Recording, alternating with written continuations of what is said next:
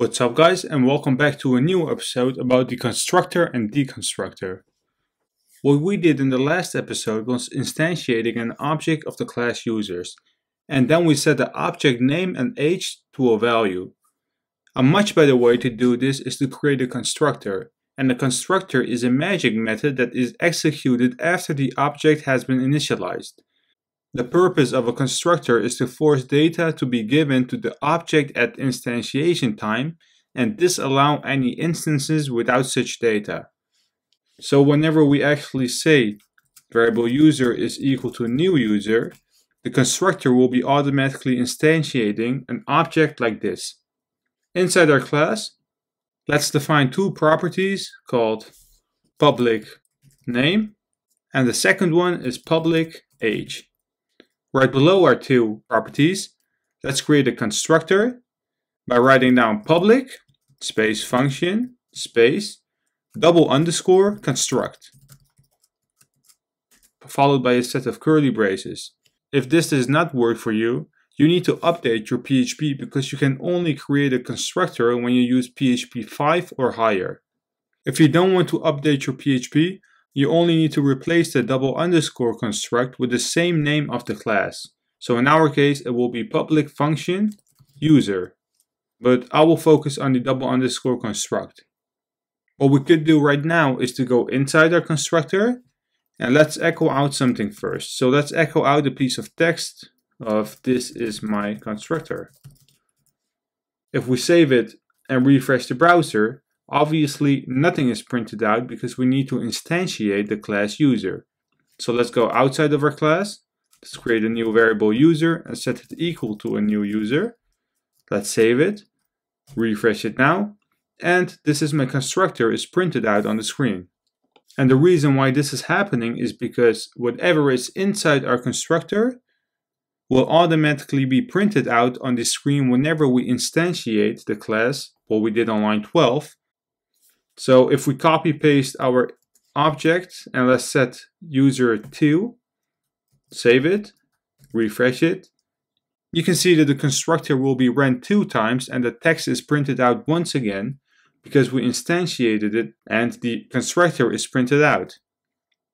What we would like to do is to set the user name and age, or more properties if you have them, when we instantiate an object. So let's add 2 params inside our parentheses. The first one is name and the second one is age. And right now our name and age are empty. So let's go to our object. Let's remove the second one. And inside the parentheses of our object, let's pass in a name. So let's say Dari and the age is 24.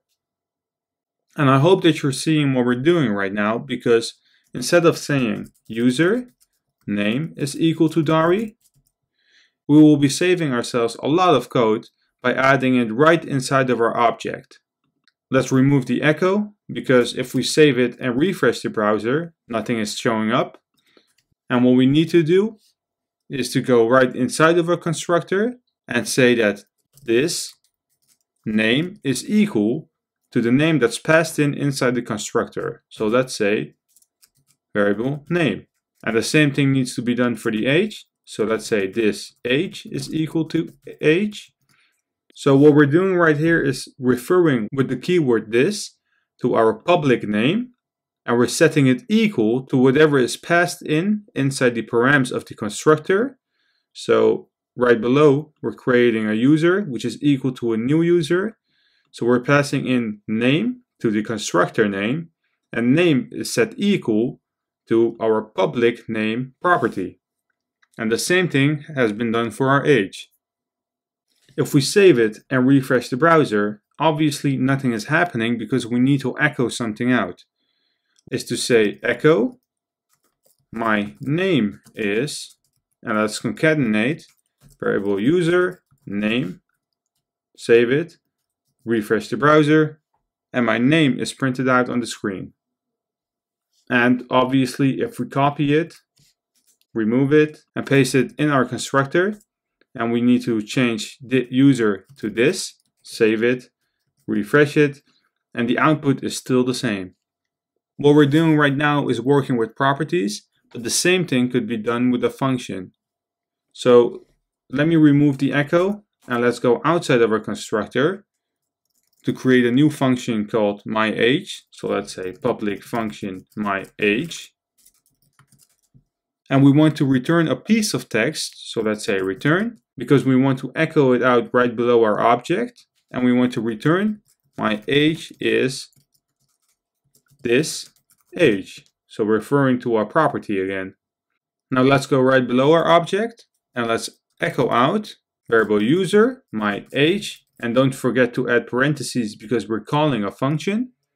Save it, refresh the browser, and my age is 24 is printed out. Now this was it for the constructor, because there is also something called a deconstructor. And the deconstructor will be called whenever there is no other reference to a particular object. Logically, what would happen when an object is destroyed is that it wouldn't be available anymore. And a deconstructor wouldn't be necessary if it's a very, very small web application. But what if you are working for some reason on a script that is long running? You will be having a resource leak. So it is pretty important to use a deconstructor because you need to close off everything you no longer need, such as a database connection, cleanup code, and so on. You can create a deconstructor in pretty much the same way as the constructor. So let's go right below our constructor. And let's create a method called public function _destruct. So let's echo out destructor works. Save it, refresh the browser, and well, our destructor works because it's printed out on the screen, since it's automatically running because we initialized our class user. A good thing to remember is that the destructor will be executed at the end of the code that needs to happen. So it will always be the last thing that is printed out on the screen. This was it for this episode about the constructor and deconstructor. And in the next episode, I want to talk about the getters and setters. If you do enjoy my content and you want to see more, leave this video a thumbs up, and if you're new to this channel, please hit that subscribe button.